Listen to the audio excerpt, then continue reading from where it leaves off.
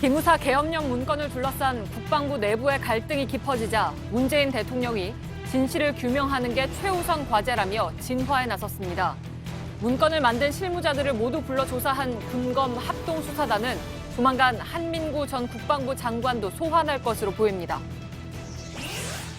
고 노회찬 정의당 원내대표의 넋을 기리는 추모제가 저녁 7시부터 서울 연세대 대강당과 경남 창원시청 인근 광장에서 동시에 진행되고 있습니다. 서울 세브란스 병원에 마련된 빈소에는 오늘도 조문객들의 발길이 이어졌습니다. 김영란법이 시행된 뒤에도 261명의 공직자가 유관 기관에서 부당하게 경비를 지원받아 해외 출장을 다녀온 것으로 드러났습니다. 국민권익위원회가 공공기관 1,483곳을 조사한 결과인데 국회의원 38명도 포함되었습니다. 사흘 전 발생한 라오스댐 사고로 인한 피해가 커지고 있습니다. 사망자가 30여 명, 실종자가 130여 명에 달하고 있습니다. 여전히 고립된 수천 명이 구조를 기다리는 가운데 각국 정부와 민간단체 지원이 이어지고 있습니다. 정전협정 체결 65주년인 내일 북한에 남아있던 미군 유해가 송환될 것으로 보입니다. 미군 수송기가 북한 원산으로 들어가 유해를 싣고 나온 뒤 오산 공군기지를 거쳐 하와이로 이동할 것으로 전해졌습니다. 오늘 경북 경산 하양읍의 낮 최고 기온이 40.5도를 기록하며 비공식 역대 최고 기온을 이틀 만에 갈아치웠습니다. 대구와 포항은 2주째, 서울은 닷새째 열대야가 계속되고 있습니다. 경기도 평택에서 아동학대 신고를 받고 출동한 경찰과 보호기관 상담원이 되레 부모에게 폭행을 당했습니다. 자식 일에 끼어들지 말라는 게 이유였습니다. 계곡에 평상들이 펼쳐져 있습니다. 이른바 자리세를 받는데요. 한켠에 위험하다는 경고문이 무색하게 물놀이를 하는 사람들이 많습니다. 불볕더위 속 불법이 판치는 계곡의 모습 밀착 카메라에 담았습니다. 공기청정기가 도로 위로. 내일을 바꾸는 현대수소 전기차. 네, 시청자 여러분, JTBC 뉴스룸을 시작하겠습니다. 문재인 대통령이 기무사의 계엄 문건과 관련해서 공식 입장을 냈습니다. 문 대통령은 본질은 계엄령 문건의 진실을 밝히는 것이라고 말했습니다. 최근에 군내 하극상 문제가 사건의 본질을 덮을 수는 없다는 것입니다. 그러나 이와 관련해서 송영무 장관의 책임론도 처음으로 언급했습니다. 군 통수권자이자 인사권자의 말이기 때문에 송 장관의 거취까지도 염두에 둔 발언으로 보입니다. 그리고 대통령이 본질이라고 지적한 계엄 문건 작성 수사는 빠르게 진행이 되고 있습니다. 합동수사단은 기무사 문건 TF를 이끌었던 소강원 참모장을 피의자로 불러서 현재 조사 중입니다. 심수미 기자입니다. 소강원 기무사 참모장이 오늘 오후 2시쯤 서울 용산구 국방부 특별수사단에 출석했습니다. 소 참모장은 기무사령관 다음 위치로 기무사의 2인자입니다. 참고인이 아니라 계엄령 검토 문건 작성에 직접 관여한 피의자 신분이었습니다. 한민구 장관의 지시로 문건이 작성됐다라고 말씀하셨는데요. 그런 자세한 사항도 검찰 조사에서 다 말씀드리겠습니다. 이로써 지난해 2월 계엄령 검토 문건을 작성하기 위해 꾸려진 기무사 태스크포스 소속 군인 15명이 모두 조사를 받았습니다. 이제 남은 건 TF의 관련 업무를 지시한 조현천 전 기무사령관과 한민구 전 국방부 장관뿐입니다. 조 전 사령관이 아직 미국에 체류 중인 만큼 군검 합동수사단은 조만간 한 전 장관을 불러 조사할 것으로 전망됩니다. 여권 무효화 등 조 전 사령관의 귀국을 압박하는 조치를 취하려면 우선 상당한 수준으로 혐의가 입증돼야 하기 때문입니다. 합수단은 한 전 장관에 대해 내란 음모 등 혐의로 출국 금지부터 해둔 상태입니다. JTBC 심소희입니다. 예, 수사단은 기무사가 계엄령 계획을 세우는 과정에서 박근혜 정부 청와대와 교감했는지도 확인할 방침입니다. 당시의 상황을 보면 박근혜 전 대통령은 공개적으로 촛불 집회를 비판했고 선고일 직전까지 기각을 확신했던 것으로 알려진 바 있죠. 탄핵 기각을 주장하는 쪽에서는 계엄이 필요하다는 주장도 공공연하게 나오기도 했습니다. 서복현 기자입니다. 청와대는 기무사의 계엄령 문건이 박근혜 전 대통령의 탄핵이 기각될 걸 가정해 만들어진 것이라고 밝혔습니다. 당정 협의를 통해 여당 의원들이 계엄 해제 국회 의결에 참여하지 않도록 하는 방안이 있으며 여기서 여당 의원이라 함은 자유한국당을 말합니다. 탄핵이 기각된 이후 열릴 촛불 집회를 겨냥해 계엄령을 꺼냈다는 얘기입니다. 이런 점은 당시 박 전 대통령 측의 상황 인식과 유사한 면이 있습니다. 박 전 대통령은 촛불 집회를 공개적으로 비판했습니다. 광우병 또 이번에 이제 이 사태 그 두 가지가 근거가 약했다는 점에서 서로 유사한 점이 있다 이렇게 느끼고 있습니다. 박근혜 정부 청와대는 탄핵 기각에 무게를 뒀던 것으로 알려졌습니다. 또 헌법상 계엄령은 대통령이 선포하도록 돼 있습니다. 제가 상식선으로 말씀드릴게요. 계엄은 군이 혼자 하는 게 아니에요. 경찰, 검찰, 그리고 국정원. 계엄령을 내리는 것은 통수권자예요. 이에 따라 당시 청와대와 아무런 소통 없이 계엄령 문건을 만들 수는 없다는 분석이 많습니다. 수사단은 박근혜 정부 청와대의 연관성도 확인해 나갈 것으로 전해졌습니다. JTBC 서복현입니다. 예, 이런 가운데 송영무 국방장관과 기무사는 사흘째 공방을 이어갔습니다. 국방부는 기무사 감사에 들어갔는데 기무사는 송 장관의 과거 발언을 계속 문제 삼았습니다. 군 내부의 비정상적 상황이 계속되고 있습니다. 유선의 기자입니다. 국방부는 오늘 감사관 3명을 과천 기무사령부로 보냈습니다. 기무사는 앞서 청와대에 계엄령과 관련된 모든 문건을 제출했다고 보고했지만 국방부가 추가 감사에 나선 겁니다. 어제는 송 장관이 위수령 문건은 잘못된 게 아니라고 말했다고 폭로한 민병삼 백기무부대장의 PC를 조사했습니다. 국방부는 첩보를 비밀리에 주고받는 기무사의 보고 체계를 확인하기 위한 조치였다고 설명했지만 사흘째 폭로전에 나선 기무사 수뇌부에 대한 압박으로 풀이됩니다. 기무사는 송 장관의 위수령 발언을 계속 문제 삼았습니다. 민병삼 대령은 자신의 말을 거짓이라고 한 송 장관에 대해 반박하면서 국정조사가 필요하다고까지 말한 것으로 알려졌습니다. 군의 집안 싸움이 길어지면서 계엄령 검토 문건을 수사하는데도 악영향을 주고 있습니다. 지난 24일엔 기무사 핵심 간부들이 이 문제로 국회 국방위에 총출동하면서 합수단의 소환조사 일정이 하루씩 밀렸습니다. 계엄령 검토 문건의 내용과 작성 경위, 지시자를 규명하는 데 집중해야 할 수사력이 군의 진실 공방으로 분산된다는 우려도 나옵니다. JTBC 유선입니다. 앞서 전해드린 대로 문재인 대통령이 국회에서 계엄령 문건 보고 공방이 벌어진 뒤에 처음으로 입장을 냈습니다. 문건 보고 경위와 관련해서 송영무 국방부 장관을 포함한 관련자들에 대한 잘잘못을 따져봐야 한다고도 말했습니다. 당장 장관 경질설이 나왔는데 정확히 어떤 의미인지 청와대 취재기자를 연결하겠습니다. 정재윤 기자가 나와 있습니다. 대통령이 직접 이번 사건의 본질이 어떤 것이다 이렇게 규정을 한 셈이 됐군요. 네, 그렇습니다. 이 문재인 대통령은 문제의 본질은 이 계엄령 문건의 진실을 밝히는 것이라면서 왜 문서가 만들어졌고 어디까지 실행하려고 했는지를 철저히 규명하고 관련자들에 대해서 엄중히 책임을 물어야 한다고 말했습니다. 더불어 이 기무사 개혁의 필요성도 강조했습니다.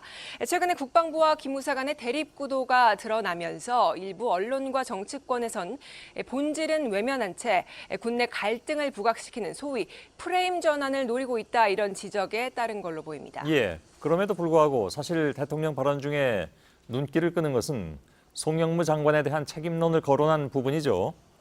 그렇습니다. 이 문재인 대통령은 송영무 국방장관을 비롯해서 계엄령 문건 보고 경위와 관련된 사람들에 대해서도 잘잘못을 따져봐야 한다 이렇게 말했습니다. 그러면서 기무사 개혁 TF 보고 뒤에 그 책임의 경중에 대해 판단하고 그에 합당한 조처를 취할 것이라고 말했습니다. 예.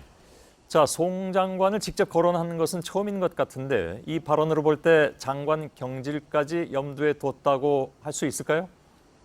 일단 청와대 안에서는 그동안 송 장관에 대한 책임론은 언급하지 않아 왔습니다. 그런데 기류가 어느 정도는 변한 걸로 볼 수 있을 것 같습니다.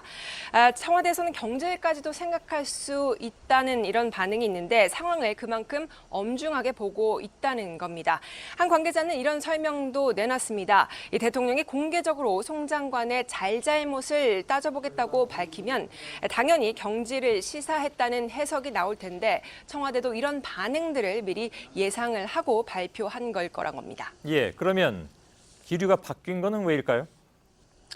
네, 일단 문건 내용과는 별개로 국회에서 공개적으로 기무사와의 진실 공방을 벌인 것에 대해 청와대 내부에서도 민망하다 이런 반응들이 있었습니다. 명령과 규율을 중시하는 군 조직에서 이런 모습을 보여준 것만으로도 송 장관에게 1차적인 책임이 있다 이런 기류도 있는 건데요. 다만 조만간 기무사 개혁안 등 이 국방 개혁안이 발표돼야 하는 만큼 송 장관에게 당장 책임을 묻기보다는 일단 여론의 추이를 좀 더 살펴볼 것이다 이런 전망도 있습니다. 예, 청와대에서 정재윤 기자였습니다. 국방부가 오늘 계엄령 문건 작성 TF를 이끌었던 기무사의 소강원 참모장과 세부 자료를 만드는 책임자였던 기우진 처장을 직무에서 배제했습니다. 어제 JTBC 보도 이후에 수사 대상에 올라 있는 기무사 관계자들이 주요 보직을 계속 유지하는 것에 대해서 논란이 컸습니다. 국방부는 공정한 수사 여건을 보장하기 위한 조치라고 밝혔습니다. 다음 소식입니다. 노회찬 의원을 기리는 추모제가 조금 전인 저녁 7시부터 서울과 창원에서 동시에 시작됐습니다. 오늘까지 3만 명 가까운 시민이 빈소를 찾았는데 추모제에도 많은 시민들이 함께하고 있다는 소식입니다. 서울 추모제가 열리고 있는 연세대에 나가 있는 이선화 기자를 연결하겠습니다.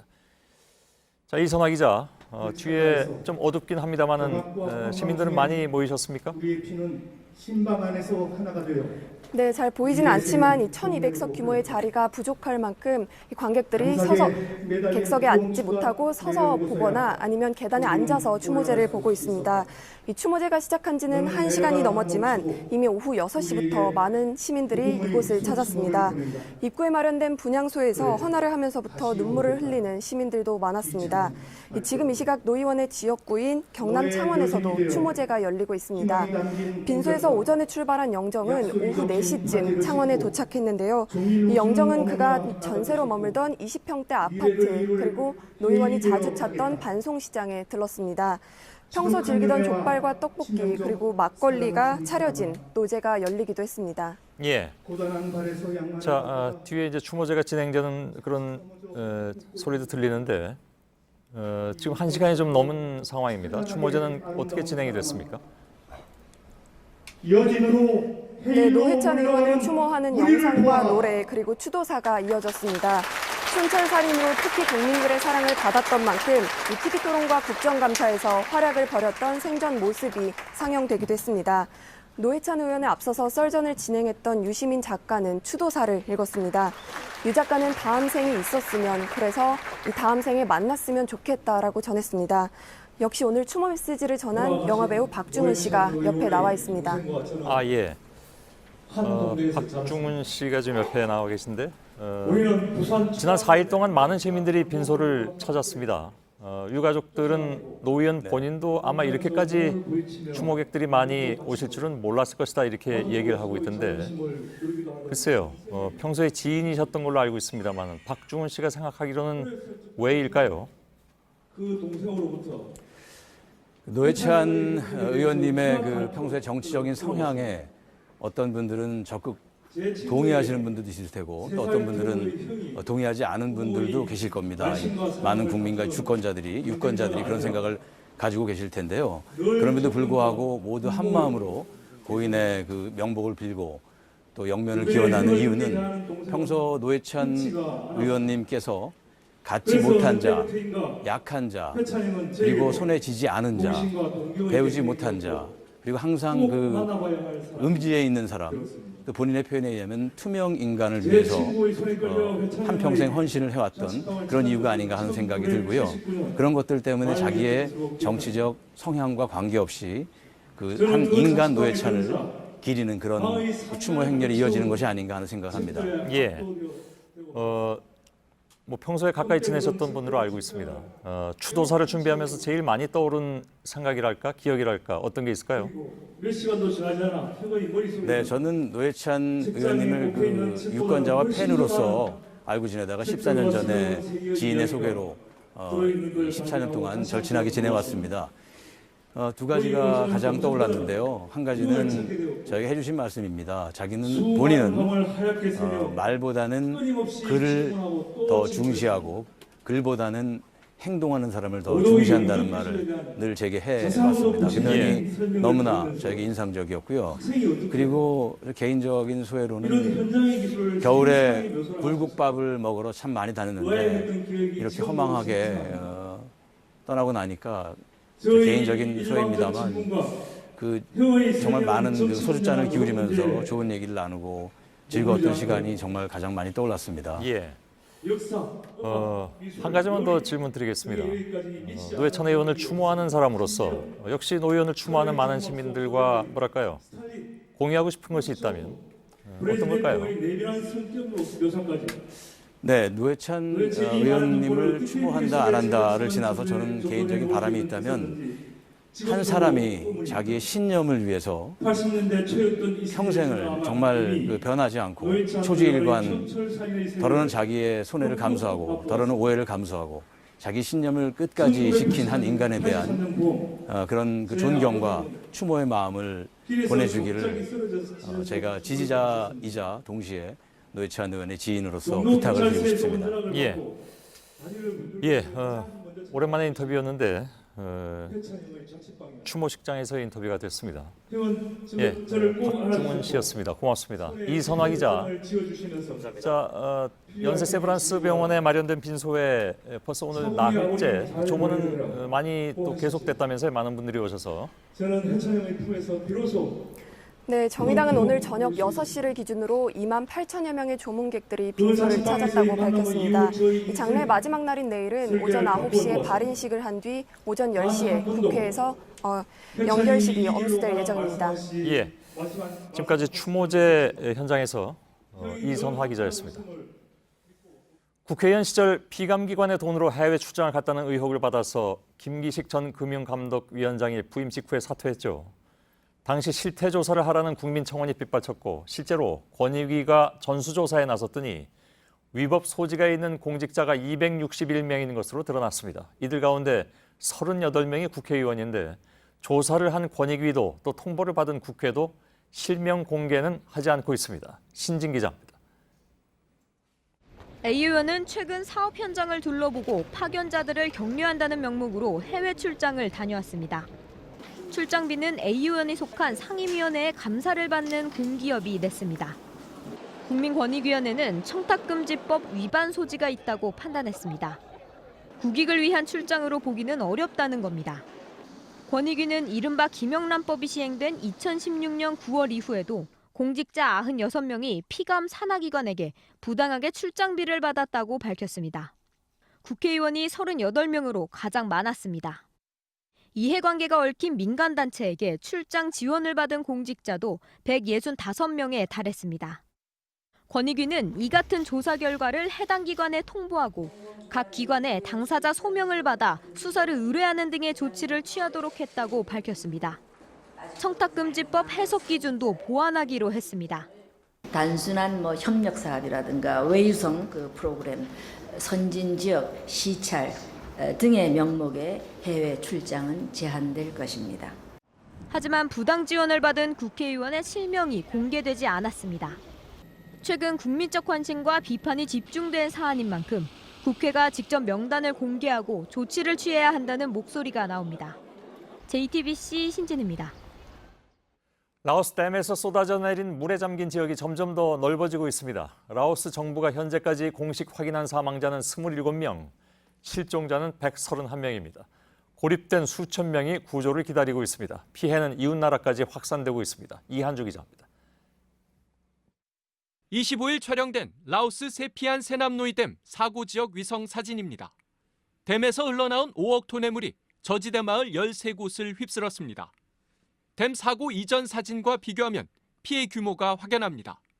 수몰된 마을이 붕괴 초반 5곳에서 배 넘게 늘었습니다. 댐에서 빠져나간 물이 댐 아래 마을을 가득 채웠습니다. 물이 빠지길 기다리고 있지만 수위는 사흘째 그대로입니다. 길이 끊기고 다리가 무너지면서 구조 작업도 여의치 않습니다. 댐에서 쏟아진 물줄기는 국경도 넘었습니다. 국경 지역 세콩강 수위가 수요일 기준 11.4m까지 높아지면서 캄보디아에서도 주민 대피령이 내려졌습니다.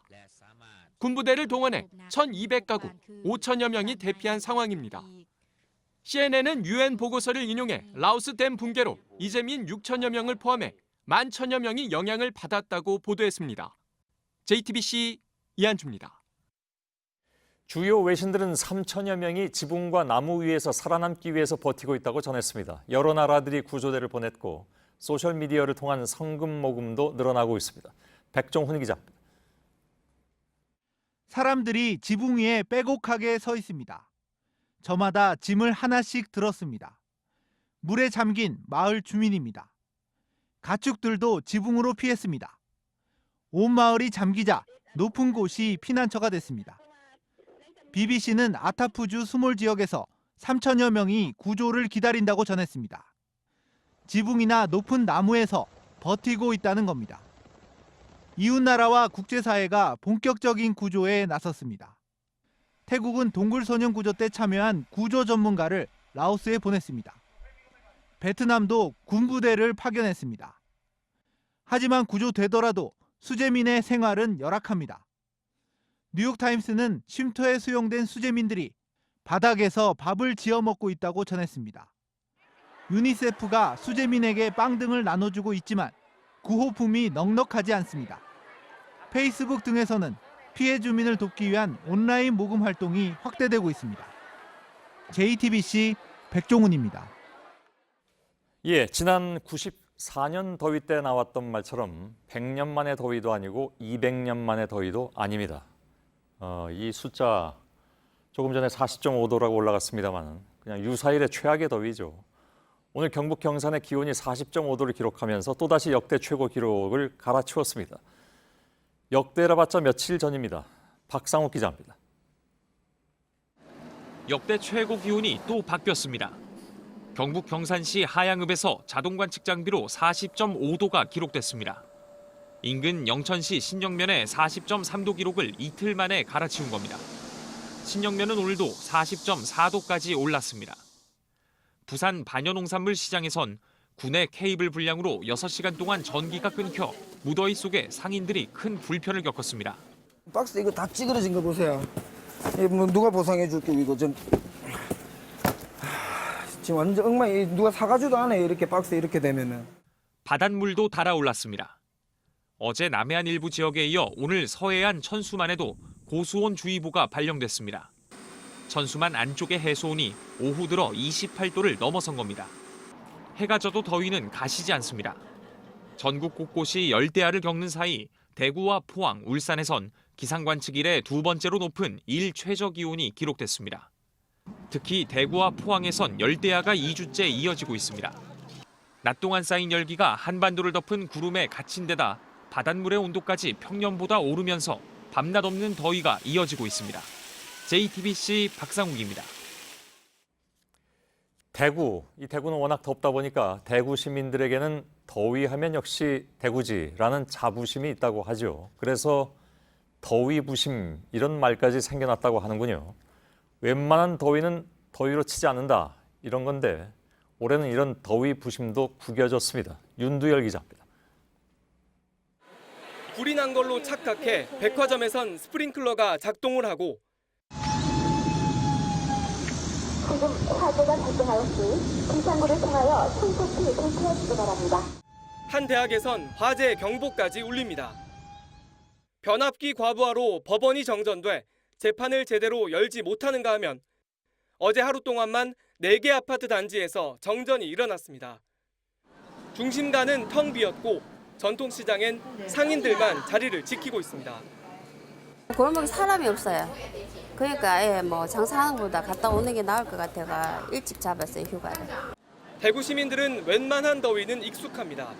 서울 시민과 비교했을 때 1도가 더 높아야 덥다고 느낀다는 연구 결과도 있습니다.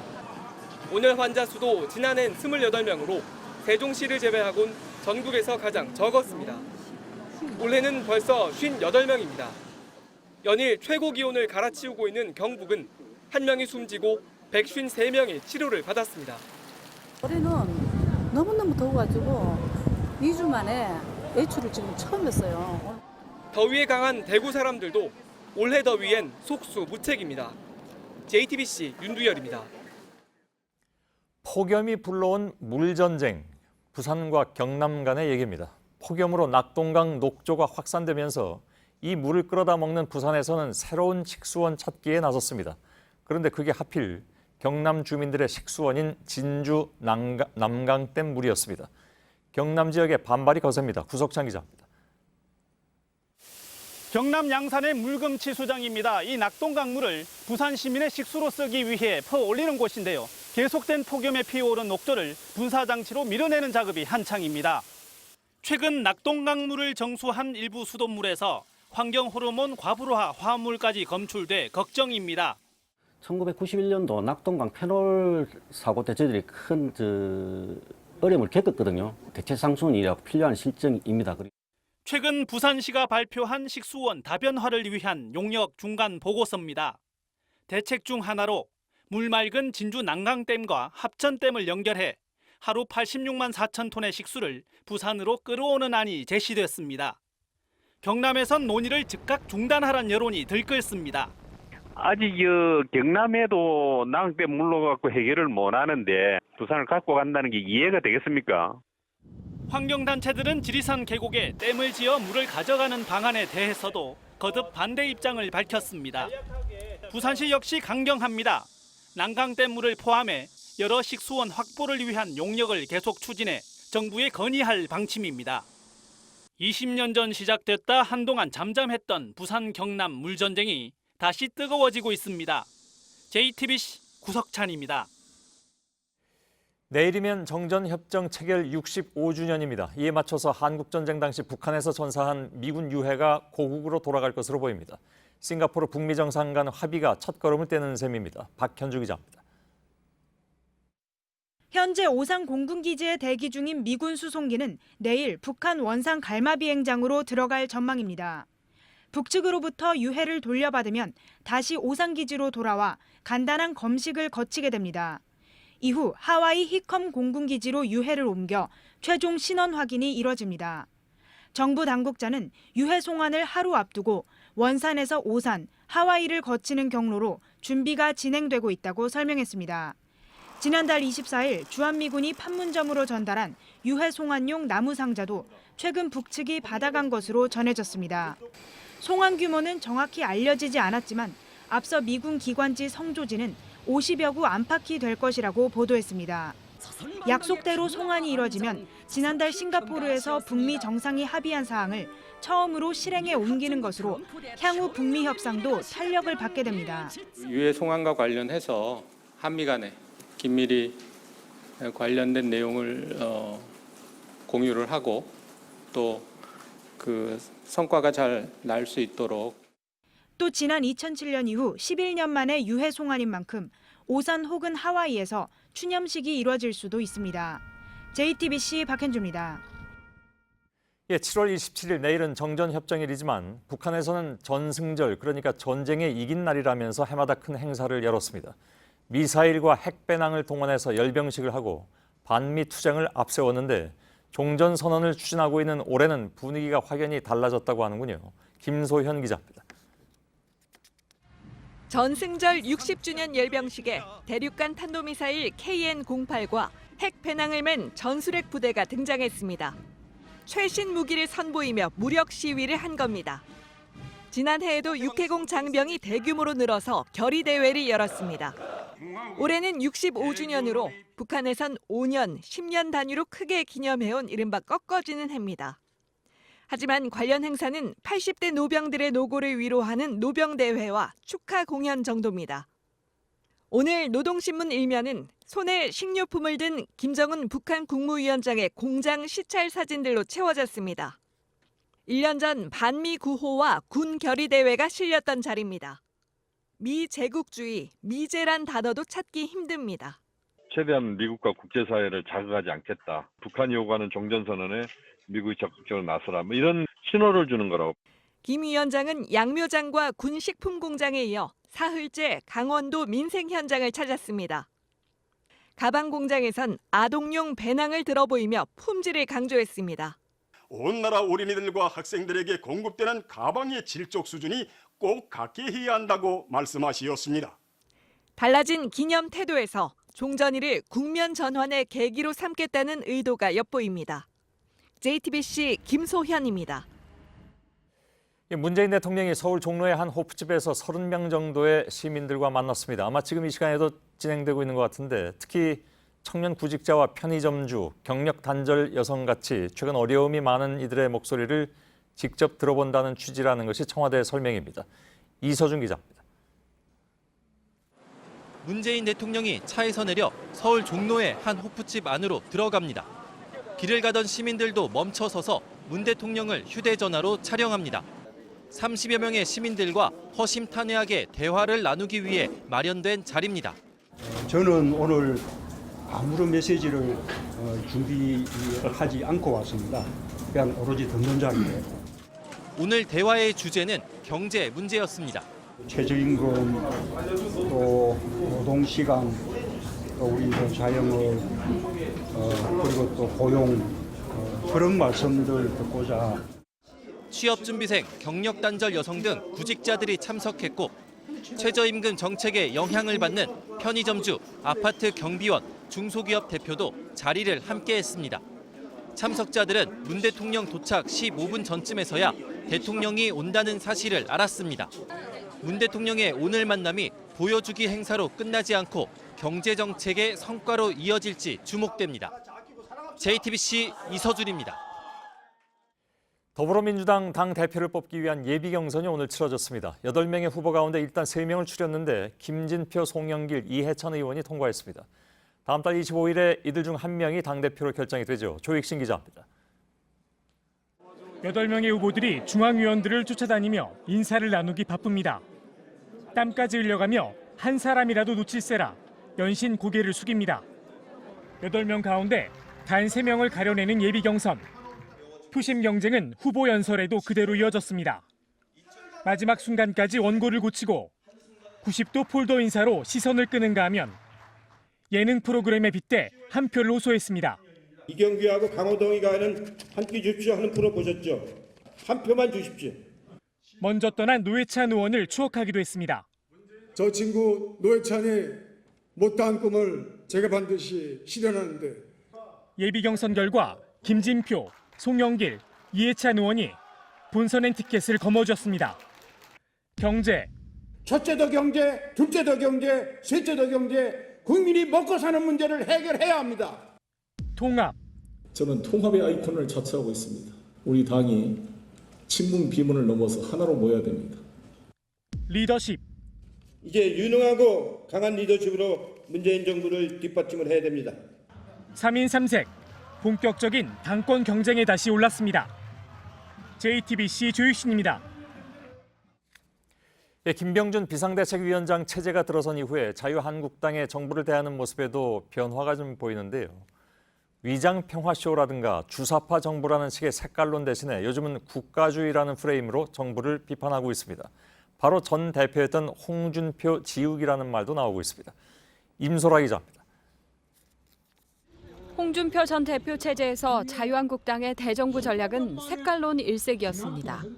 좌파 사회주의 경제정책으로 나라를 끌고 갈 것이기 때문에 김정은부터 챙기다가 보니까 나라가 이 꼴이 된 거예요. 지지층을 모으기 위한 것이긴 했지만 당의 극우 이미지를 더 씌우는 역효과도 있었습니다. 김병준 혁신비상대책위원장 체제가 들어선 뒤 이런 식의 색깔론은 찾아보기 어렵습니다. 대신 한국당은 현 정부가 과도하게 시장에 개입한다는 국가주의로 정부를 비판하고 있습니다. 시장 기능을 살리지 못하고 말하자면 규제만 계속 강화하는 이런 그런 추세들에 대해서 걱정을 다들 하고 있습니다. 한쪽에선 홍준표 지우기란 해석도 뒤따릅니다. 특히 보유세 문제에서 김 위원장은 홍 전 대표와 정반대 입장입니다. 그 보유세 폭탄을 때리면 집을 팔고 딴 곳에 가라는 소리입니다. 보유세는 오히려 올리는 게 맞고요. 예. 그 대신에 거래 과세는 줄여줘야 된다는 게 좀 맞습니다. 한편 더불어민주당은 한국당이 억지스러운 국가주의 프레임으로 정부 정책을 가두려 한다며 비판했습니다. JTBC 임소라입니다. 예, 양승태 전 대법원장 시절의 재판 거래 의혹을 현직 판사가 주장해서 파장이 커질 것으로 보입니다. 일제강점기의 강제징용 피해자 사건에서 대법원이 일본 기업의 배상 책임을 인정했는데 이를 다시 되돌릴 수 있었다는 것입니다. 이 사건의 최종 판단이 벌써 5년째 미뤄지는 가운데 960여 명에 이르는 고령의 피해자와 가족들 분노가 더욱 커지고 있습니다. 임지수 기자입니다. 이모 판사는 양승태 대법원장 시절인 2014년 2월부터 2년간 대법원 재판연구관으로 일했습니다. 당시 대법원으로 올라온 일제 강제징용 피해자들의 보상금 청구 사건을 맡아 보고서를 썼습니다. 그러면서 관련 사건으로 대법원에 두 번째 올라온 미쓰비시 사건의 기록을 검토했습니다. 일본 기업 미쓰비시 중공업을 상대로 진행된 이 사건은 1심과 2심에선 피해자들이 졌습니다. 이후 대법원이 피해자 손을 들어줬고 사건을 고법으로 돌려보냈습니다. 하지만 미쓰비시가 이에 불복하면서 대법원이 다시 판단을 해야 할 상황이 됐습니다. 그런데 이와 관련해 당시 연구관들을 총괄하던 수석 판사가 이 판사에게 해당 사건은 파기환송, 다시 말해 미쓰비시 손을 들어주는 쪽으로 판결이 날 수도 있다는 말을 했다는 겁니다. 이 판사는 이 같은 내용을 자신의 소셜미디어에 남겼습니다. 해당 사건은 5년이 지난 지금까지 최종 결론이 나오지 않고 있습니다. 그동안 960여 명에 이르는 피해자와 가족들이 빠른 결론을 내달라고 호소해왔지만 사건은 해결되지 않고 새로운 의혹만 더해지고 있습니다. JTBC 임지수입니다. 한 가지 더 들어온 소식이 있는데 법원 행정처가 양승태 전 대법원장 시절 사법농단 정황이 담긴 문건 410건 가운데 지금까지 공개하지 않았던 228건을 추가로 공개하기로 결정했습니다. 이들 문건에는 상고법원 도입을 위해서 박근혜 정부 청와대 거래를 시도한 구체적인 정황 등이 포함된 것으로 전해집니다. 대법원은 문건에 담겨있는 관련자 이름 등을 지운 뒤에 언론 등에 공개할 방침입니다. 공정거래위원회가 퇴직 간부들을 대기업에 재취업시키면서 아예 연봉 기준까지 마련해 주는 것으로 드러났습니다. 그 기준이 좀 놀라운데 고시 출신은 2억 5천만 원 안팎, 비고시 출신은 1억 5천만 원 안팎으로 행정고시 여부에 따라서 1억 원의 연봉 차이까지 뒀습니다. 이지혜 기자입니다. 정재찬 전 공정거래위원장과 김학현, 신영선 전 부위원장이 함께 근무한 건 2014년부터 2016년까지입니다. 퇴직자들을 대기업에 재취업시키기 위한 공정위 압박이 가장 심했던 시기입니다. 특히 당시 공정위는 기업의 전무급 인사 담당자들을 세종시청사로 직접 불러 억대 연봉 가이드라인까지 제시한 걸로 파악됐습니다. 행정고시 출신 퇴직자는 2억 5천만 원 안팎, 고시 출신이 아닌 사람은 1억 5천만 원 안팎으로 정한 겁니다. 대기업 임원들은 검찰 조사에서 불이익이 우려돼 공정위의 압박을 받아들일 수밖에 없었다는 취지로 진술했습니다. 2010년부터 지난해 초까지 이런 식으로 재취업한 공정위 퇴직자 수는 10여 명입니다. 검찰은 정 전 위원장 등에 대해 기업의 채용 업무를 방해한 혐의로 구속영장을 청구했습니다. JTBC 이지혜입니다. MB정부 시절의 무리한 해외 자원 개발 사업의 문제점 여러 차례 전해드린 바가 있습니다. 오늘 정부가 점검 결과를 발표했는데 2003년부터 작년까지 공기업 3사가 본 손실이 무려 16조 원에 달했습니다. 수익률을 과대평가하거나 브로커가 개입된 정황도 포착됐습니다. 송지혜 기자입니다. 한국가스공사는 2009년부터 캐나다 셰일가스전을 개발하는 사업에 2,300억 원을 투자했습니다. 평가액보다 비싸게 사면서도 결정 과정은 단 8일이 걸리는 등 일사천리였습니다. 가스공사는 이 투자로만 1,700억 원의 평가 손실을 본 걸로 추산됩니다. 산업통상자원부는 당시 가스공사 사장과 고교 선후배 사이인 한국 측 브로커가 거래에 개입한 정황을 포착했다고 밝혔습니다. 사장과 개별적으로 그리고 공식적으로 만난 횟수만도 10여 차례에 이른다라는 점, 이런 정황 증거들을 볼 때 내부 가스공사의 투자 전략이 사전에 노출됐을 가능성. 광물공사는 2008년 멕시코 볼레오 광산을 인수하면서 사업성을 부실하게 검토해 1조 3천억 원의 평가 손실을 봤습니다. 석유공사의 하베스트 사업 손실액도 2조 7천억 원에 달합니다. 이들 공기업 3곳은 2003년부터 2017년 말까지 51개국 169개 사업에 41조 원을 투자해 15조 원만 회수했습니다. 손실액은 16조 원, 부채도 52조 원에 달했습니다. 전체 투자의 절반 이상은 이명박 정부에서 이루어졌습니다. 해외 자원개발 혁신 TF는 부실 사업을 비공개로 매각하는 등 강도 높은 구조 조정에 나설 것을 권고했습니다. JTBC 송지혜입니다. 울릉도 앞바다에서 발견했다는 보물선을 두고 논란이 커지자 업체 측이 오늘 기자회견을 열었습니다. 150조 원에 달한다는 보물은 신기루에 불과했습니다. 단순히 언론 보도를 인용한 표현이었다고 했습니다. 정재우 기자입니다. 울릉도 앞바다에 보물을 싣고 침몰한 돈스코이호를 발견했다는 신일그룹이 오늘 기자회견을 열었습니다. 150조 원에 달한다고 홍보한 보물의 실체가 관심의 초점이었지만 대표의 답변은 엉뚱했습니다. 150조 원 보물, 이러한 문구의 사용은 일부 언론 보도 및 추측성 자료 등에 따라 당사가 검증 없이 내용을 인용하여 사용했던 것입니다. 그러면서도 여전히 배에 가치 있는 물건이 있을 수 있다며 인양을 추진하겠다고 말했습니다. 현장 탐사원이 단단한 밧줄로 고정된 여러 개의 상자 물품을 확인했다는 보고, 의미 있는 재산적 가치가 충분한 무언가가 있을 것이라는 확신을 가지고 있습니다. 하지만 정작 잠수정 조종사는 최 대표가 언급한 상자를 보지 못했다고 말했습니다. Question is, did I see any boxes on deck with any wrapping? The answer is no. I did not see any steel boxes on the deck. 최 대표는 또 회사는 보물선 테마주나 가상화폐와 직접 관련이 없다고 주장했습니다. 어제까지 대표로 있던 류모 씨 개인과 관련된 일이라는 겁니다. 신일그룹은 기자회견 직전에 대표는 물론 사명까지 바꿨습니다. 주가 조작과 가상화폐 사기 발행 의혹에 대해 금융감독원이 최근 조사에 들어가자 꼬리 자르기에 나선 것 아니냐는 관측이 나옵니다. 오늘 회견에선 최 대표가 중간에 도망치듯 빠져나가면서 기자들과 추격전을 벌이는 등 소동이 빚어지기도 했습니다.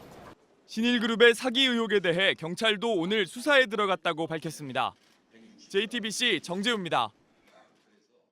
네, BMW가 결국 차량의 결함을 인정하고 10만 6천여 대를 리콜하기로 했습니다. 이유를 알 수 없다던 화재 사고가 올해에만 25건이 확인됐는데 이제야 조치를 한 겁니다. 소비자들은 여전히 불만입니다. 집단 소송의 움직임도 있습니다. 구희령 기자입니다. BMW 화재 사고는 모두 엔진에서 불이 났습니다. 배기가스를 다시 순환시키는 장치에 문제가 있었습니다. 뜨거운 배기가스가 식지 않고 장치에 구멍을 냈고 엔진 덮개 등에 불이 붙은 것으로 추정됩니다. 리콜 대상은 BMW 520D를 비롯한 42개 차종 10만 6천여 대입니다. 2011년 3월부터 2016년 11월까지 생산된 차입니다. 문제가 된 부품은 다음 달 20일부터 교체가 가능하고 비상점검은 내일부터 받을 수 있습니다. 하지만 오늘 예약해도 9월에나 가능하다는 답을 들은 소비자는 불안해합니다. 이거 터지면 혹시 나 발 불구되면 어떡하지? 이런 생각으로 타고 있으니까. 저희는 차량이 한 대밖에 없거든요. 대체해야 할 차량도 없어요. 이미 사고로 자동차가 다 타버린 경우는 배상 문제가 관건입니다.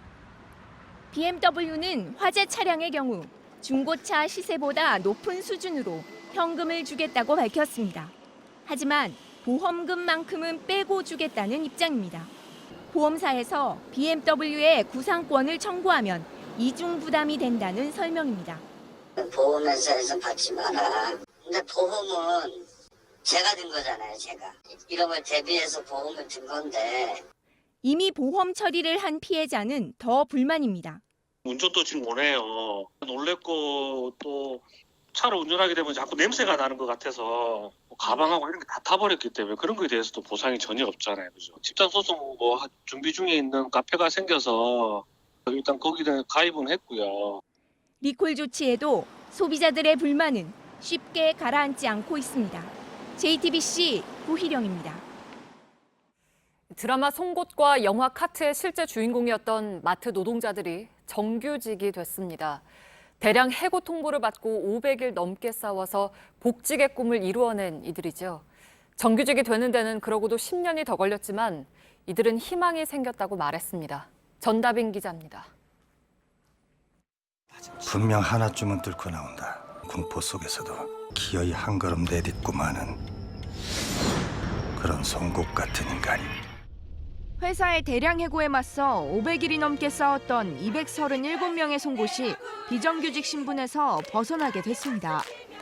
홈에버가 홈플러스로 인수되고 무기계약직으로 복직돼 일한 지 10년 만입니다.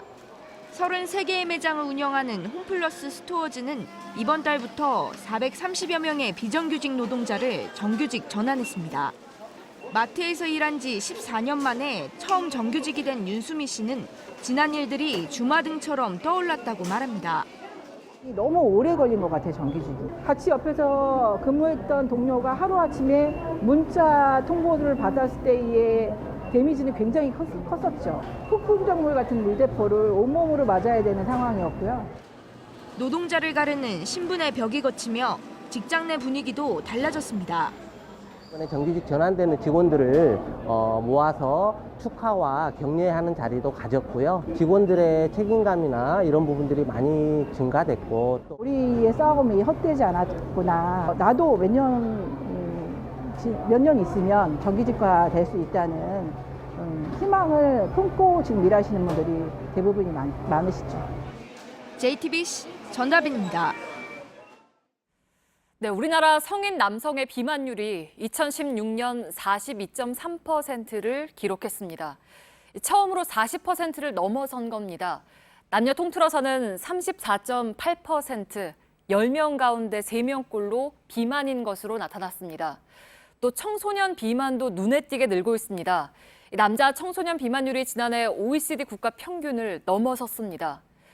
정부가 이런 통계를 내놓으면서 비만을 국가 차원에서 관리하겠다며 5개년 계획을 발표했습니다. 그런데 요즘 각종 방송과 소셜미디어에서 인기를 끌고 있는 이른바 먹방에도 가이드라인을 제시하겠다고 해서 논란입니다. 자율성이 보장돼야 할 방송과 지극히 개인적인 영역에 대한 간섭이 아니냐 하는 겁니다. 이상화 기자입니다. 유튜브 채널에서 인기를 끌고 있는 이른바 먹방 중 하나입니다. 맛있어. 이 진행자는 방송에서 햄버거 15개와 치즈 스틱을 몇 시간 만에 해치우거나 10kg의 연어를 통째로 먹기도 했습니다. 대식가의 면모를 자랑하던 진행자는 건강이 나빠져 한때 방송을 중단하기도 했습니다. 정부가 폭식을 조장한다며 TV와 인터넷을 통해 방송되는 먹방을 규제하겠다고 밝혔습니다. 방송 가이드라인을 내년까지 만들고 모니터링하겠다는 겁니다. 시민들의 반응은 엇갈립니다. 먹방을 보면서 더 먹고 싶거든요. 국가적인 입장에서는 이해는 가죠. 너무 디테일하게 제재를 하는 것 같아서 좀 그거는 과도한 게 아닌가. 조금 더 이른 시간에 하는 게 좋지 않을까라는 생각을 합니다. 야식만 조금 주의를 하면 비만까지는 가지는 않는데. 다양성을 인정하는 방향으로 사회가 변하고 있는데 정부가 개인의 식생활까지 지나치게 간섭한 것도 문제입니다. 정부가 오늘 발표한 비만 대책에는 저소득층에 대한 스포츠 강좌 이용권 지원을 4년 동안 2배로 늘리는 방안도 포함됐습니다. 또 올해 하반기부터는 병적 고도 비만자의 의료비 부담을 완화하기로 했습니다. JTBC 이상화입니다.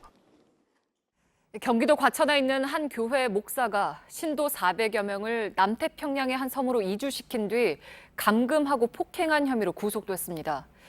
이 섬이 최후의 낙원이라면서 이주비 명목으로 헌금까지 내게 했습니다. 이상엽 기자입니다. 교회에 전화가 걸려옵니다.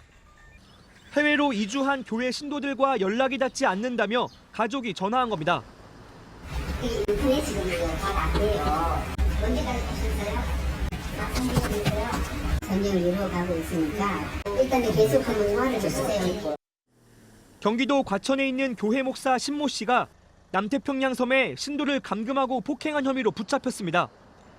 신 씨는 지난 2014년부터 신도 400여 명을 피지 섬으로 이사하게 했습니다. 이곳을 최후의 낙원이라고 소개하며 교회 관련 건물을 짓고 이주 비용으로 헌금도 내라고 했습니다.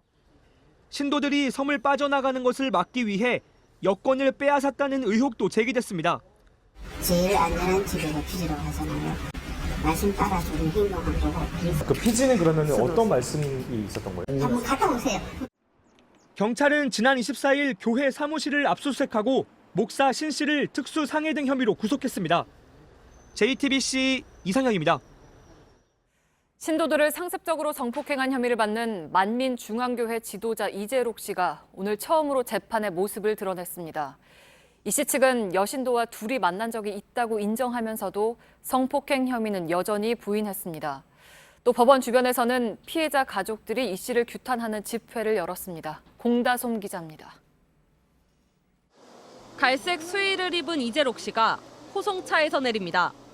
신도들을 성폭행한 혐의로 재판을 받기 위해 처음 법원에 나온 겁니다. 앞서 열린 재판 준비 기일에선 출석하지 않아도 돼 나오지 않았습니다. 지금까지 이 씨는 성폭행은 물론 신도들과 단둘이 있던 적도 없다고 주장했습니다.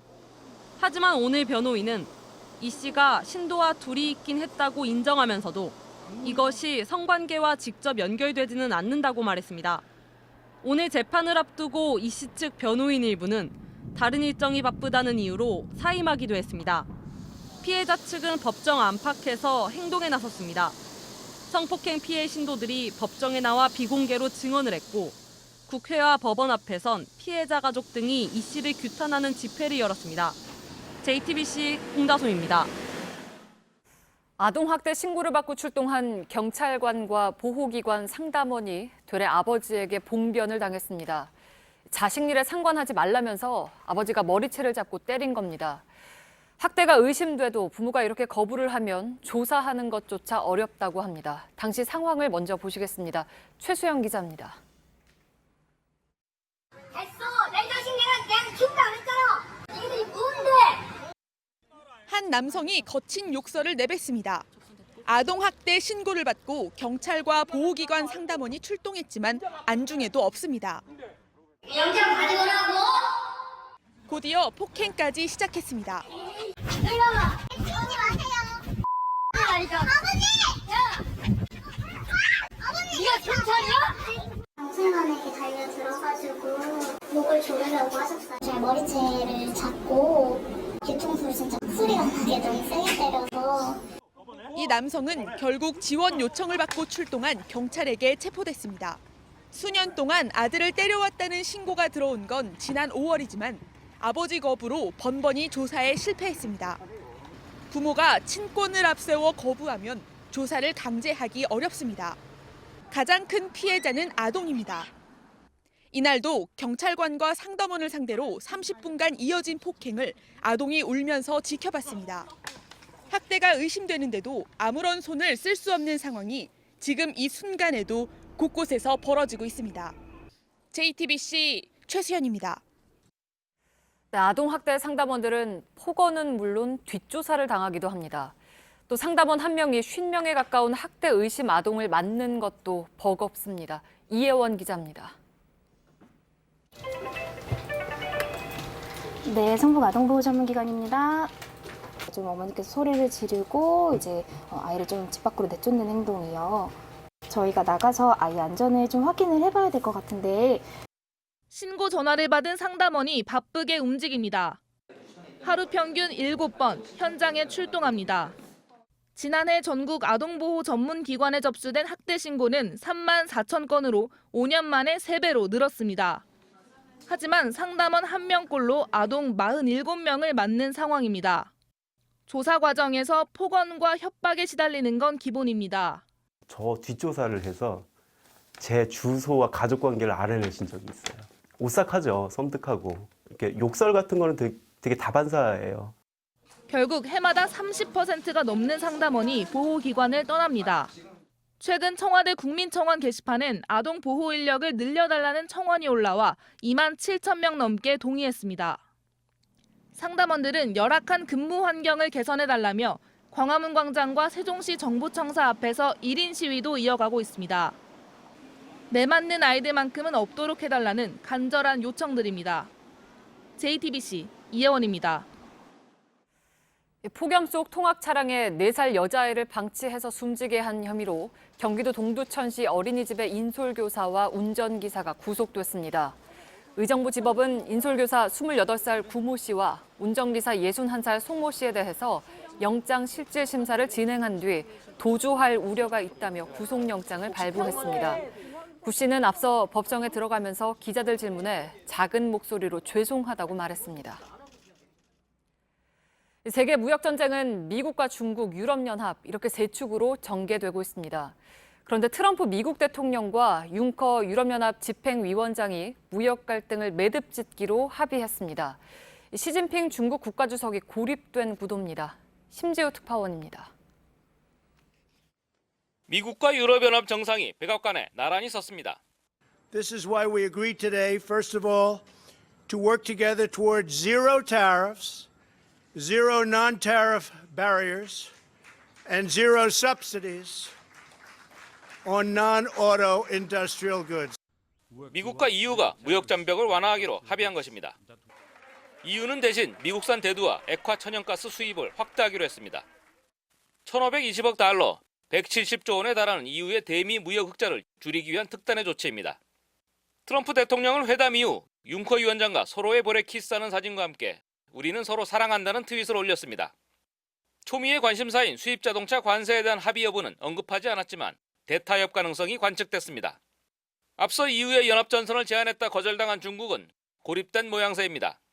시진핑 주석은 브릭스 개막연설에서 무역전쟁에선 어떤 승자도 없을 것이라며 미국과 관세전쟁에 나서지 않겠다는 입장을 간접적으로 밝혔습니다. 미국과 EU의 공조 수준에 따라 미중 무역전쟁의 전개 방향도 변화가 예상됩니다. 뉴욕에서 JTBC 심재호입니다. 화성에서 커다란 지하 호수가 발견됐습니다. 지름이 20km에 달하고 액체 상태에 물이 있는 것으로 추정됩니다. 물이 있다면 생명체가 살고 있을지도 모릅니다. 세계 과학계가 그래서 주목하고 있습니다. 이지은 기자입니다. 화성은 대개 생명이 없는 곳으로 여겨져 왔습니다. I got to figure out how to grow 4 years worth of food here on a planet where nothing grows. 이탈리아 연구진이 화성 남극 지하에서 호수를 찾았다고 밝혔습니다. 이들이 발견했다는 물 웅덩이는 지름이 20km나 됩니다. We came thus to the conclusion that the only possible explanation for the bright reflection was the presence of liquid water. 화성 표면에 전파를 쐈는데 지하 1.5km 깊이에서 돌아온 신호가 크게 달랐다는 겁니다. 이건 지구 남극이나 그린란드 빙하 아래에서 호수를 찾았을 때와 거의 비슷한 신호라고 했습니다. 화성 온도가 낮긴 해도 압력이 높은 얼음층 밑이라면 액체 상태로 있을 수 있다고 연구진은 설명했습니다. 다만 이 물엔 소금기가 많을 걸로 추정했습니다. 생명의 근원인 물이 있다면 화성에 생명체가 있을 가능성도 크다고 과학계는 보고 있습니다. 중동에 있는 사해처럼 소금 성분의 물에 생존하는 미생물이 있다는 점에 주목하고 있습니다. 지구 밖 생명체의 존재를 밝히게 될지 기대가 한층 커졌습니다. JTBC 이지은입니다. 대법관 후보로 지명된 김선수, 노정희, 이동원 세 후보자의 임명 동의안이 국회 본회의를 통과했습니다. 앞서 인사청문 특별위원회에선 김 후보자가 정치적으로 편향됐다며 반대했던 자유한국당 청문위원들이 퇴장한 가운데 경과 보고서가 채택됐습니다. 정의당은 고 노회찬 원내대표의 장례가 진행 중이지만 본회의장을 찾아 표결에 참석했습니다. 주중 미국 대사관 앞에서 폭발 사고가 발생했습니다. 베이징시 공안국은 현지 시간 오늘 오후 1시쯤 네이멍구 출신 26살 남성이 사제 폭죽에 불을 붙이면서 폭발을 일으켜 손에 부상을 입고 치료 중이라고 밝혔습니다. 미중 무역 전쟁과 연관한 테러일 가능성에 대해서 중국 외교부는 개별 치안 사건이라며 부인했습니다. 미국 대사관은 폭죽이 아닌 폭탄이라고 발표했습니다. 광주광역시의 한 전통시장에서 대형 화재로 이어질 뻔한 불을 초기에 잡을 수 있도록 도운 2살짜리 개 가을이와 주인 62살 조모 씨에게 광주 북부소방서가 표창장을 전달했습니다. 가을이는 지난 22일 오전 0시 20분쯤 시장 안의 한 가게에서 불이 나자 크게 짖어서 주인을 잠에서 깨웠습니다. 이어 조 씨는 소방서에서 설치한 보이는 소화기로 불을 꺼 다른 가게로 불이 번지는 것을 막았습니다. 중국 구이저우성 구이양시에 세계에서 가장 큰 108m 길이의 인공 폭포가 설치됐습니다. 현재 유명 부동산 업체가 40층짜리 빌딩 외벽에 관광용으로 만든 겁니다. 이 폭포는 초대형 펌프를 이용해서 상층부까지 물을 끌어올린 뒤 낙하시키는 방식으로 가동됩니다. 네, 투르 드 프랑스는 세계 최대 규모의 도로 사이클 대회입니다. 올해는 월드컵 우승으로 프랑스 전역이 들썩이면서 이 대회는 오히려 무관심 속에 개막했습니다. 그런데 구간마다 사건, 사고가 많아서 분위기가 어수선합니다. 온누리 기자입니다. 몸이 닿을 만큼 촘촘히 달리는 도로 경주. 투르 드 프랑스에서 뒤엉켜 넘어지는 건 사고축에도 못 깁니다. 머리 위로 자전거가 날아도 아랑곳하지 않는 강심장들조차 16구간에선 가슴을 쓸어내렸습니다. 시속 90km, 맨몸으로 내리막을 달리던 선수가 벽에 부딪혀 산비탈로 떨어졌는데 다행히 구조됐지만 남은 대회는 포기했습니다. 한 시골 마을에선 농민들이 길을 막고 시위를 하는 바람에 경기가 늦어졌고 출발지도 바뀌었습니다. 시위대와 대치하던 경찰이 최루가스를 쏘면서 선수들은 눈물이 멈추지 않아 얼굴을 씻어내며 겨우 레이스를 마쳤습니다. That's I mean, new experience, you know. But yeah, when I woke up this morning, I didn't expect to get hit by pepper spray. 3주 동안 매일 200km가량 달리는 투르 드 프랑스는 그림 같은 풍광과 함께하지만 험난한 일정과 곳곳에 도사린 위험 때문에 천국에서 열리는 지옥의 레이스라 불립니다. 3,351km의 대장정은 오는 29일 파리 샹젤리제 거리에서 마무리됩니다. JTBC 온누리입니다.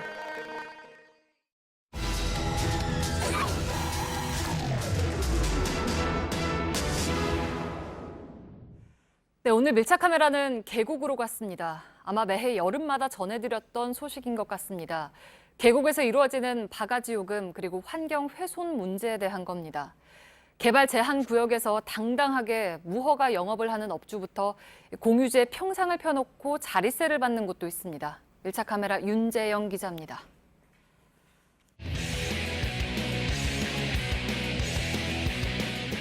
폭염이 이어지던 여름날 서울 근교의 한 계곡을 찾았습니다. 안내도에는 주변 40여 개의 식당들이 소개되어 있는데요. 바로 옆에는 이곳이 개발 제한 구역이라는 경고문이 붙어 있습니다. 허가 없이 건축물을 짓거나 공작물을 만들 수 없고 이를 위반하면 처벌될 수 있다고 적혀 있습니다. 과연 계곡의 모습은 어떨지 한번 가보겠습니다. 올라갈수록 평상은 가득한데 정작 계곡물은 잘 보이지 않습니다. 그늘막을 묶은 끈들은 거미줄을 방불케 합니다. 계곡 중간 지점입니다. 이렇게 끈으로 그늘막을 묶어서 하늘을 온통 가려두었고 땅은 음식점들이 설치한 평상들로 가득 찼습니다. 저쪽에는 콘크리트 벽을 양쪽으로 만들어서 물을 가두어 놓은 인공 수영장도 있습니다. 계곡 가운데를 콘크리트로 막아 아래쪽은 물이 마른 상태지만 중턱에 조성된 인공 수영장은 허리까지 물이 찹니다. 자릿세가 없다지만 평상에 앉으려면 일정 금액 이상의 음식을 시켜야 합니다. 감자전 같은 거 한번 먹으면 안 되나요? 저희가 따로 자릿세가 없기 때문에 4명 묶고 들어가야 되거든요. 7만 원짜리가. 7만 원 금액은 맞춰주셔야 돼요. 음식점 입구는 흡연자 차지입니다. 취재진이 카메라를 들고 가자 주인이 막아섭니다.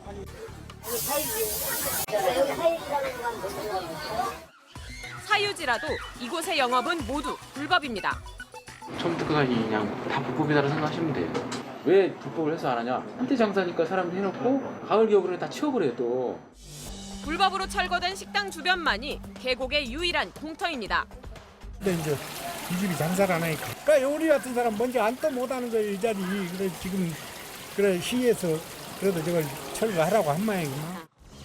경북 문경의 한 계곡입니다. 물 주변부터 보 위까지 평상이 촘촘하게 들어서 있습니다. 앉으려면 자릿세를 내야 됩니다. 그럼 그거 안 된다니까. 그 뒤에 와가지고 못 넘어간다니까. 현행법상 하천은 공유지입니다. 제가 앉아있는 이곳은 공유지인데 이렇게 평상이 만들어져 있습니다. 평상이 하나면 3만 원, 이렇게 2개면 6만 원, 그늘막까지 하면 10,000원이 추가돼 총 7만 원에 이 자리를 앉을 수 있습니다. 원래 7만 원이라면 깎아달라니까 7만 원인데 5만 원을 해주는. 네, 저희가 갖고 왔어요. 원래 여기 다 공유지 땅이라고 하던데. 진짜 저 몰랐어요. 이 평상들은 모두 한 민박집 주인이 설치했습니다. 불과 2주 전 단속으로 한 번 철거됐던 것들입니다. 철거를 했다가 또 설치를 할 경우에는 개별 건수로 해서 다시 개고를 해야 돼요. 민원은 또 뭐라고 들어와요? 온갖 욕설과 폭언을 장사 이분이 하시는데 내가 욕먹으니까. 평상을 깐 민박집 주인 주장은 황당합니다. 물건 내지 말고 어떻게 합니까? 내야지. 근데 이런 빈 데는 그러면 왜 아무도 내려달라고 안 했는데 왜 빈 데는 계속 있어요? 이거요? 응. 안 친 거죠. 물놀이와 다이빙 금지라는 표지판이 무색하게 안전관리도 미비합니다. 전국에 했던 거예요. 100%다 불법이라고. 만들면 없애고 없애면 만드는 계곡 자릿세 논란이 수년째 반복되고 있습니다. 그 사이 계곡 일부는 오염되고 피서객들의 피해가 이어지고 있습니다. 불법 시설물과 바가지 상술에 대한 보다 강력한 규제가 필요합니다. 밀착 카메라 윤재영입니다.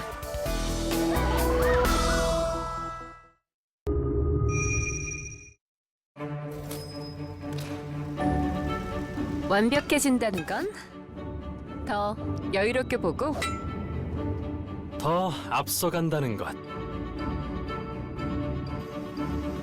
더 멀리 나아간다는 것. 그리고 더 강해진다는 것. Absolute confidence. Accord.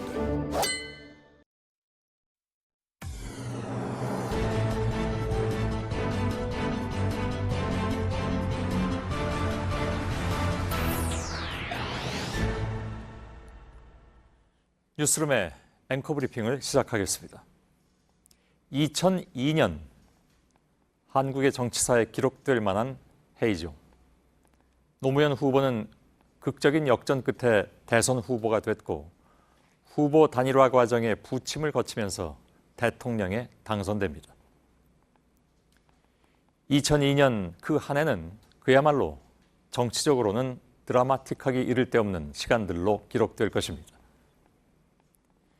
그리고 숨가쁘게 돌아가던 그 격동의 시간들 속에서 한국 정치는 또 다른 씨앗을 키워냅니다. 바로 진보정당, 민주노동당이 본격적으로 대중 속에 존재감을 심기 시작했던 것입니다. 살림살이 좀 나아지셨습니까? 2002년 대선에서 민주노동당의 권영길 후보가 사용해서 크게 화제가 됐던 말입니다. 이 말 한마디는 너무나 울림이 커서였는지 민주노동당의 존재감을 높이는 데에 혁혁한 공을 세운 말이 되기도 했습니다. 그리고 그 선거에서 권영길 후보 옆에 있던 또 다른 한 사람. 이 사람을 이야기하기 위해서 좀 멀리 돌아왔죠. 2002년은 노무현 대통령을 탄생시켰고 권영길 후보를 필두로 한 진보정당을 각인시켰지만 또 한 사람의 이 진보 정치인을 대중 앞에 내놨습니다. 제가 진행했던 대선 직전의 100분 토론에서 그는 처음으로 대중 앞에 토론자로 나섰습니다. 그날 이후에 때로는 폐부를 찌르고 때로는 해악으로 치유하는 토론의 새로운 세계를 연 사람.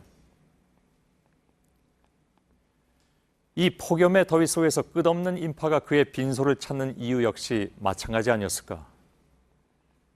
누군가에게 한 번쯤 위로의 말을 듣고 싶었던 그런 언어들. 그동안 우리가 보아온 것은 정치권 안에서 벌어지는 치밀한 모함과 노으려 하지 않는 특권뿐이었기에 사람들은 그의 언어 안에 담긴 온기와 위로와 응원의 말을 되살려 기억하고 그리워하고 있는 것인지도 모르겠습니다.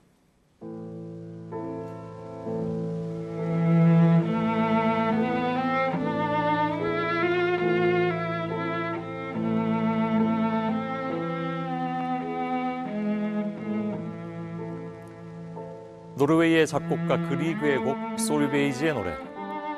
서글픈 멜로디와 애잔한 가사로 시대를 넘어선 사랑을 받고 있는 작품입니다.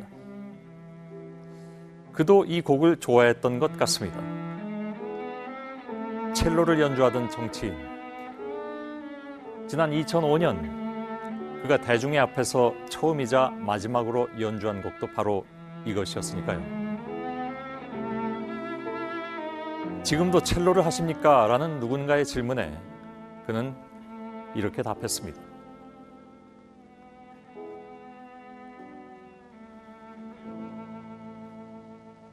이 여름날이 가고 더 세월이 가서 누군가 지금도 그를 기억하느냐고 물으면 사람들의 대답도 그럴 것입니다. 오늘의 앵커 브리핑이었습니다.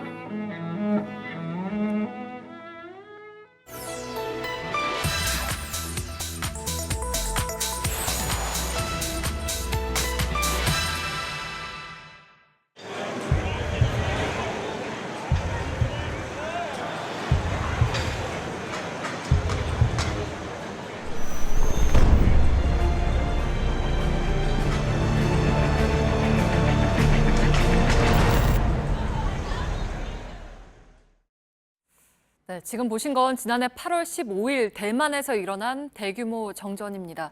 1년 전의 사태가 최근 국내에서 다시 거론되고 있습니다. 대만이 탈원전 정책을 무리하게 추진을 하다가 폭염 속에 이런 일을 겪게 됐다는 주장이 일각에서 나왔습니다. 이렇게 오늘자 언론 보도에도 등장을 했습니다. 하지만 저희가 팩트체크를 해본 결과 사실과 다른 내용이 있었습니다. 오대영 기자 시작을 해볼까요? 네, 지난해 8월 15일입니다. 대만 가구의 절반가량이 전기를 쓰지 못하는 사태가 벌어졌습니다. 네. 그날 최고 기온이 섭씨 38도, 668만 가구가 폭염 속에서 5시간을 이렇게 보냈습니다. 네, 어쩌다가 이런 일이 발생한 겁니까? 일단 한 LNG 발전소가 멈춰 섰습니다. 네. 그리고 이 때문에 그 일대의 LNG 발전 단지가 함께 멈췄습니다. 대만 전역으로 그 영향이 퍼져 나갔습니다. 네, 그러니까 원전이 아니라 LNG 발전소에서 시작이 됐다는 거잖아요. 그러면 네. 이게 탈원전 때문이다라고 볼 수가 있는 겁니까? 직접적인 원인이라고 보기는 어렵습니다. 네. 저희가 2개의 조사 보고서를 확인해 봤습니다. 먼저 지난해 9월 7일 대만 행정원이 발표한 보고서입니다. 직원의 실수, 공급 밸브 잠금을 핵심 원인이라고 밝히고 있습니다.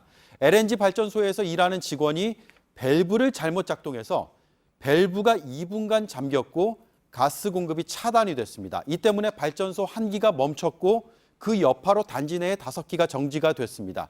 그 영향이 대만 전역으로 퍼져나갔다라는 설명입니다. 네, 그러면 일종의 인재라고 볼 수 있지 않겠습니까? 그렇습니다. 또 하나의 보고서입니다. 이번에는 사고 1년 뒤인 최근입니다. 지난 21일에 발표된 대만 경제부의 보도자료입니다. 대규모 중앙집중발전소로 인해서 발생했다. 이렇게 되어 있습니다. 문제의 발전소가 속해 있는 LNG 단지는 중앙집중 방식이었습니다. 전력망이 분산돼 있지 않다 보니까 위험을 한꺼번에 받은 겁니다. 직원의 실수, 그리고 발전소 한 곳이 멈추면 다른 곳까지 영향을 받는 시스템이 핵심 원인이었습니다. 물론 탈원전 정책이 영향을 전혀 주지 않았다고 말하기는 어렵습니다. 결과적으로 예비 전력 관리에 실패했고 예비율이 1%대로 떨어진 날도 있었습니다. 대만에 총 6기의 원전이 있었는데 사고 당시에 3기만 가동 중이었습니다. 대만 정부도 이 점을 인정해서 전력 예비율을 15%까지 올린다는 보완책을 발표했습니다. 네, 우리가 이 대만 사태를 보고 좀 기억을 해야 할 건 탈원전을 하면 안 된다 이게 아니라 네. 전력 수요 예측 그리고 공급 관리를 잘 하면서 추진을 해야 한다 이거 아니겠습니까? 맞습니다. 일단 두 나라를 비교하는 것 자체가 무리라는 게 전문가들의 분석이었습니다. 네. 우선 발전소 정비나 고장에 대비할 수 있는 능력에서 이렇게 차이가 있습니다. 그리고 사고가 난 뒤에 얼마나 그게 파장을 미치느냐의 차이도 있습니다. 발전소 한 곳이 멈춘다고 가정을 할 경우에 중앙 집중도가 높은 대만은 전체 공급량의 10%가 사라지게 됩니다. 한국은 상대적으로 분산이 되어 있습니다. 그 영향이 2% 정도입니다.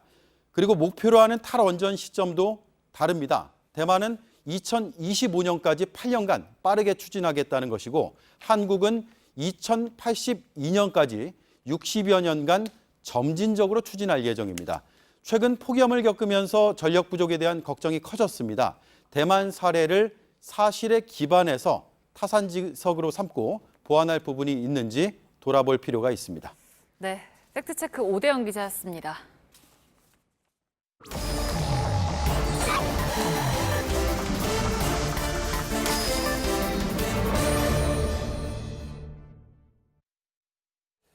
예, 비하인드 뉴스 시작하겠습니다. 박성태 기자가 나와 있습니다. 시작할까요? 예. 첫 번째 키워드는 대화의 부조화로 잡았습니다. 예. 무슨 얘기입니까? 국회에서는 흔히 의원들과 장관들의 날선 질문 그리고 답변을 주고받는 경우가 좀 있는데요. 예. 오늘 법사위에서 자유한국당 이은재 의원이 김현미 국토부 장관에게 날선 질문을 했는데 듣는 모습은 좀 달랐습니다. 장면을 잠깐 보도록 하겠습니다. 예. 어떻게 저 개인적인 생각은 조금 생각은 저는 보류입니다. 생각이 됩니다. 그런데 이거는 지금 스마트 시티를 지금 2개를 시범적으로 하고 있는 건데요. 그 시범적으로 하는 도시에서만 이걸 한번 그러니까 이 두 장면이 동시에 일어나는 장면인가요? 예, 마치 합성한 것처럼 보이지만 예. 김현미 국토부 장관이 답변을 하는 동안 이은재 의원이 잠깐 딴 일을 하는 겁니다. 예. 이 의원이 스마트시티 관련법이 다른 법과 충돌을 하기 때문에 개인적으로 좀 보류를 하겠다라고 주장을 하자 김현미 장관이 이런 부분들을 시험적으로 하는 것이기 때문에 좀 통과를 시켜달라고 하는 설명하는 과정에서 있었습니다. 예. 이 의원이 나중에 듣긴 했지만 초반에는 아예 딴 일을 하자 김 장관이 좀 당황한 모습도 확인할 수 있었습니다.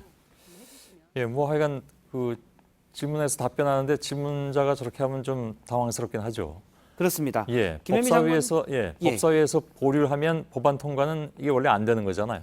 예, 장시간 예전엔 120일이 묶여 있을 수도 있는 건데요. 예. 김현미 장관 입장에서 다행스러운 것은 이은재 의원이 설명을 잘 듣진 않았지만 짧은 설명 뒤에 법안 의결에 따로 반대하진 않았습니다. 아, 그런가요? 그래서 예. 법사위는 통과를 됐고요.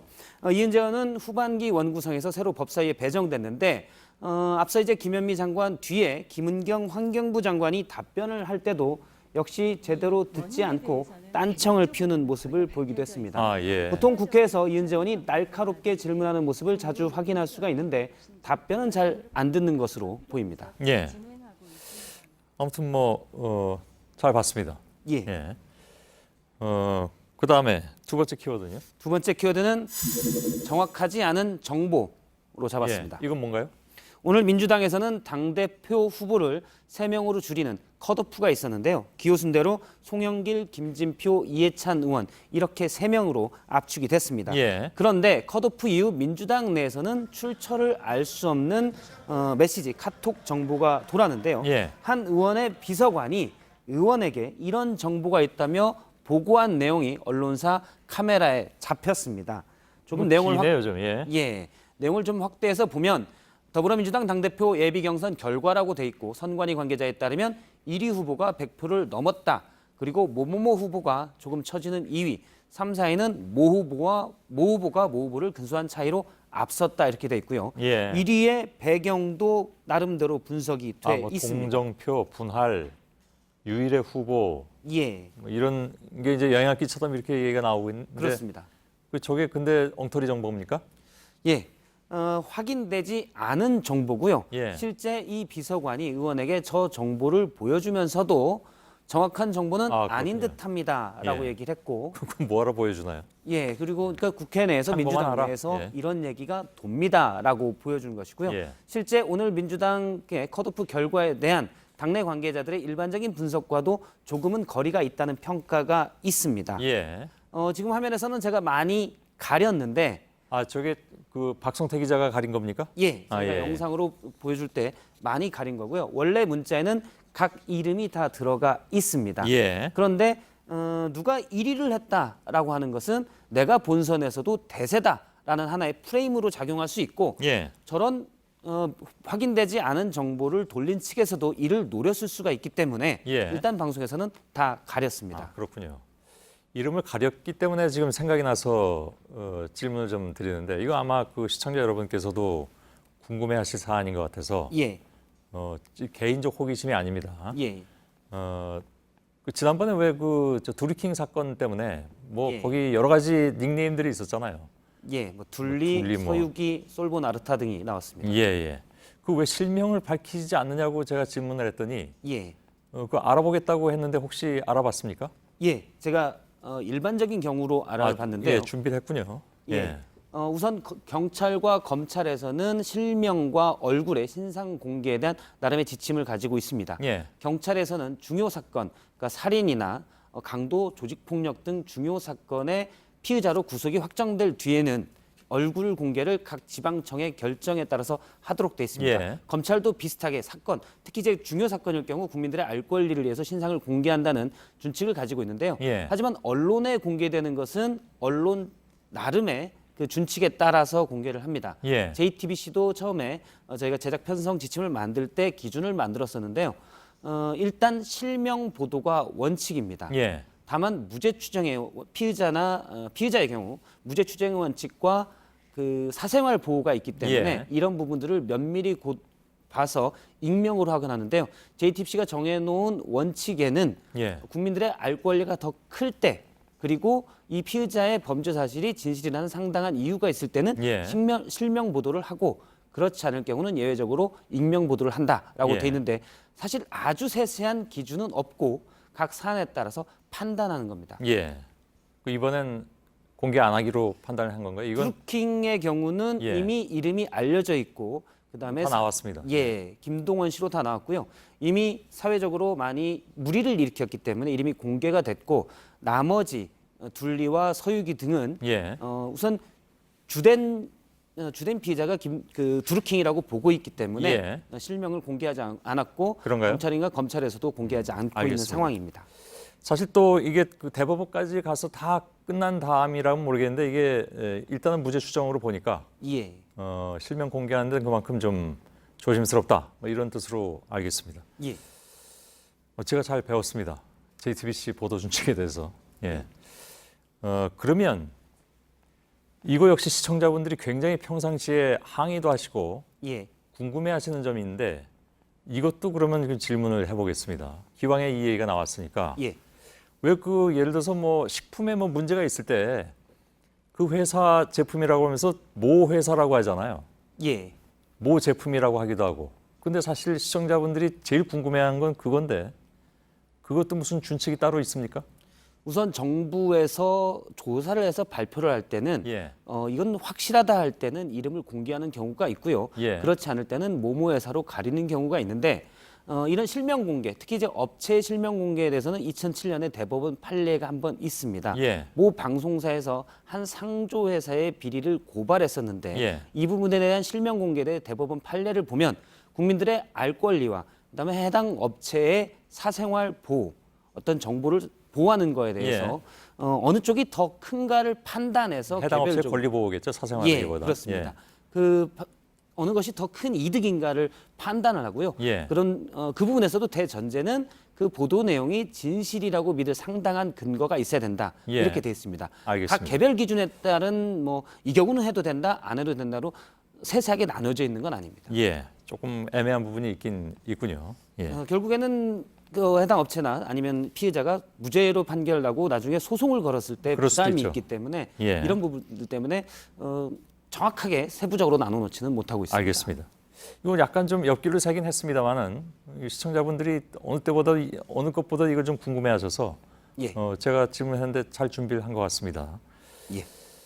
약간 그래도 아직까지도 시청자분들께서 좀 애매하다고 생각하신 분이 있을 텐데 그건 좀 더 한번 생각해 보도록 하죠, 저희들이. 예. 졸지에 좀 팩트 체크처럼 되긴 했습니다만. 다음 키워드는요? 마지막 키워드죠? 예, 그렇습니다. 예. 마지막 키워드는 덥다 아이가로 사투리죠? 그렇습니다. 대구 얘기인가요? 그렇습니다. 예. 대구의 한 백화점 앞에는 더위를 나타내는 이런 조형물들이 있었습니다. 지난해 설치된 조형물들이고 상당히 유명한데요. 지난번 윤두열 기자가 이 앞에서 중계하기도 했습니다. 그렇습니다. 예. 데프리카, 그러니까 아프리카처럼 대구가 덥다라는 뜻을 나타내는 조형물들인데 예. 뭐 녹아버린 달걀 프라이, 대형 슬리퍼 등이 있었고 조형물에 덥다 아이가 이런 말이 들어있는 그 표현도 있었습니다. 예. 지난해 처음 조형물이 선보였을 때 상당히 인기를 끌었습니다. 역발상이다. 덥긴 하지만 재밌다. 이런 얘기도 있었고요. 예. 더위를 피할 수 없다면 차라리 즐겨라 해서 대구 시민들이 많이 저 광장에 가서 저 조형물들 앞에서 사진을 찍기도 했습니다. 예. 그러나 올해는 시민들 민원 때문에 저 조형물들이 철거될 예정입니다. 아, 그런가요? 예. 어떤 민원인가요? 일단 저 조형물이 설치된 곳이 이 백화점의 사유지긴 해도 예. 공개 공지라고 해서 시민들에게 공원으로 제공되는 공간입니다. 그래서 조형물을 설치하기 위해서는 관할구청의 허가를 받아야 되는데 예. 일단 지난해 설치할 때 허가를 받지 않았다고 합니다. 예. 이게 이제 형식적인 이유가 될 것으로 보이고요. 무엇보다도 시민들의 민원이 좀 있었다고 하는데 우선 그 관할구청 관계자는 보행에 방해된다는 민원도 있었고 그럴 수도 있겠군요.